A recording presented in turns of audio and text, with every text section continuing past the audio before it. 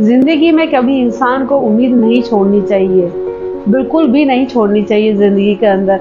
आप लोगों को एक मैं कहानी के माध्यम से बताती हूँ कि वैसे तो गीता में भी कई अध्याय लिखे हैं, पर जो आपको मैं ये बता रही हूँ कि इंसान को कभी भी उम्मीद नहीं छोड़नी चाहिए, ये बात बिल्कुल सच है।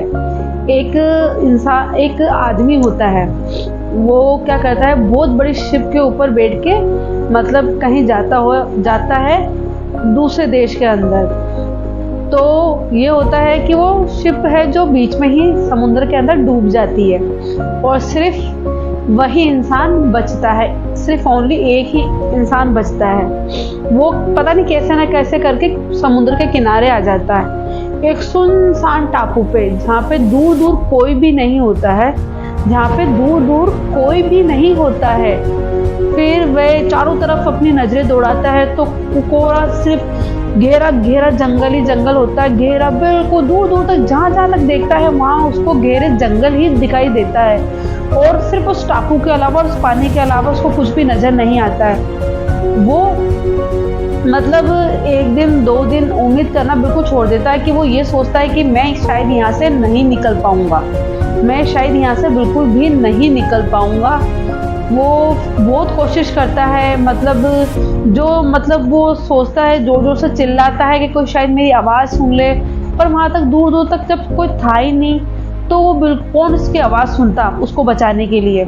फिर वो वहीं बैठा बैठा भगवान से प्रार्थना करता है, भगवान को बोलता कि हे भगवान मेरी मदद करो, मुझे यहाँ से किसी तरीके से निकालो। वो डेली भगवान से प्रार्थना करता है, ईश्वर से प्रार्थना करता है कि ईश्वर मुझे यहाँ से निकालो, मैं यहाँ पर किस तरीके से कैसे रहूँगा।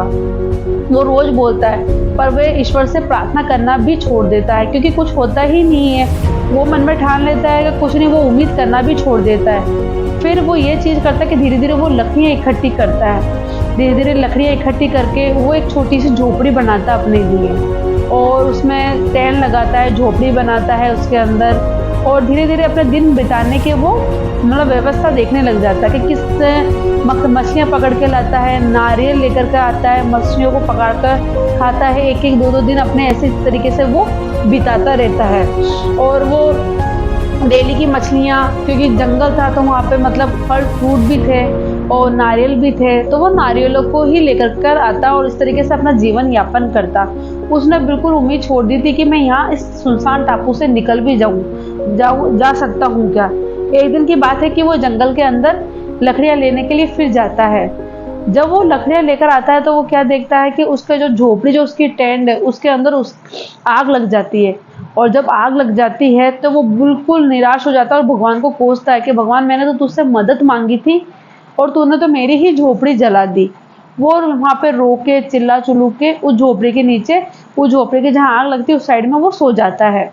जब वे सुबह उठता है तो क्या देखता है, एक बहुत बड़ा शिप समुद्र के किनारे खड़ा होता है। वो बहुत ही ताज्जुब करता है कि शिप आया कैसे। वो फटाफट से उस शिप के अंदर बैठे जाता है। शिप के अंदर बैठने के बाद में वे शिप वाले से पूछता है कि तुम्हें कैसे पता चला कि मैं यहाँ पे हूँ, तुम्हें कैसे पता चला कि मैं यहाँ पे हूँ। तब वे बोलता है कि मुझे इसलिए पता चला कि यहाँ पे आग लगी हुई थी और दूर से मैंने इस आग को देखा तो मैंने सोचा कि कोई ना कोई वहाँ होगा जो मदद के लिए मुझे बुला रहा होगा।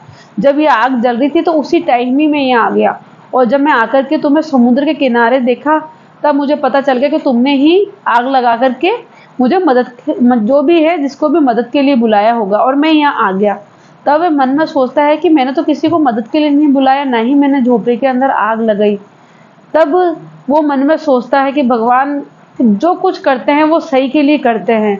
पर ये होता है, इस चीज़ से मैं आप लोगों को ये समझाना चाह रही हूँ कि जब अपने दिमाग में अपन कुछ सोचते हैं, अगर वो चीज़ नहीं होती है तो हम लोग भगवान को कोसते हैं। हमारे माइंड के हिसाब से, हमारे उम्मीदों के हिसाब से अगर कोई चीज़ नहीं होती है तो हम लोग ईश्वर को मतलब भगवान को दोष देते हैं या किसी को दोष देते हैं कि हमारा तो ये काम नहीं हुआ, वो काम नहीं हुआ। पर हम लोग बहुत जल्दी ही उम्मीद छोड़ देते हैं, सफल होने की उम्मीद बिल्कुल छोड़ देते हैं और यही जीवन में सबसे बड़ी हार होती है। जो इंसान जीवन में आगे बढ़ने के लिए या कुछ करने से पहले ही अपनी उम्मीदें छोड़ देता है। तो ये मैं चीज़ सही बता रही हूँ या नहीं बता रही हूँ? कि कभी कोशिश करने वालों की कभी हार नहीं होती, कोशिश करने वालों की कभी हार नहीं होती, यूं ही जय जयकार नहीं होती। कोशिश करने वालों की कभी हार नहीं होती और यूं ही जय जयकार नहीं होती। तो यही बता रही, जो कोशिश करता है ना, उसकी हमेशा जय जयकार होती है, और बिना कोशिश करे तो इस दुनिया में किसी की भी जय जयकार नहीं हो सकती। तो बस यही बोलना चाह रही हूँ कि कभी भी उम्मीद करना मत छोड़ो। अगर जिस दिन आप लोगों ने उम्मीद करना छोड़ दी ना, तो ज़िंदगी के अंदर आप लोग कभी कुछ नहीं पा पाओगे। चाहे वो आप गीता के अध्याय में देख लीजिए, चाहे कहीं पे भी देख लीजिए, उम्मीद ही इंसान की सबसे बड़ी आशा होती है, और आगे बढ़ने की हौसला देती है उम्मीद। तो बस मैं आपको इस कहानी के माध्यम से यही बताना चाह रही थी कि कभी भी ज़िंदगी के अंदर उम्मीद करना आप लोग कभी भी मत छोड़ो।